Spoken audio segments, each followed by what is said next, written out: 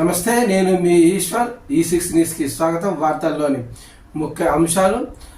హైడ్రా సంగారెడ్డి జిల్లాపై దృష్టి సారించింది. జిల్లాలోని అమీన్పూర్ మండలంలో పలు ప్రాంతాల్లోని ప్రభుత్వ భూముల్లో నిర్మించిన భవనాలు అక్రమాలను హైడ్రా బృందం పరిశీలించింది. కిష్టారెడ్డిపేటలో దర్గా పక్కన ప్రభుత్వ స్థలంలో నిర్మించిన 3 భవనాలను పరిశీలించారు. పూర్తి సర్వే చేసి హద్దు నిర్ణయించాలని సర్వే రెవెన్యూ సిబ్బందికి సూచించారు. అనంతరం పటేల్గూడలోని సర్వే నంబర్ 12లో ఇండ్లను ఐలాపూర్ గ్రామ పరిధిలోకి వచ్చే కోర్టు పరిధిలోని భూముల్లో అక్రమ నిర్మాణాలు జరిగినట్టు ఆరోపణలున్న భారీ అపార్ట్మెంట్లను వీరంగూడ సంత పరిసరాల్లోని శంభునిగుంటను ఆక్రమణలను పరిశీలించారు. చెరువు విస్తరణం, FTL బఫర్ జోన్ల హద్దులను గుర్తించారు.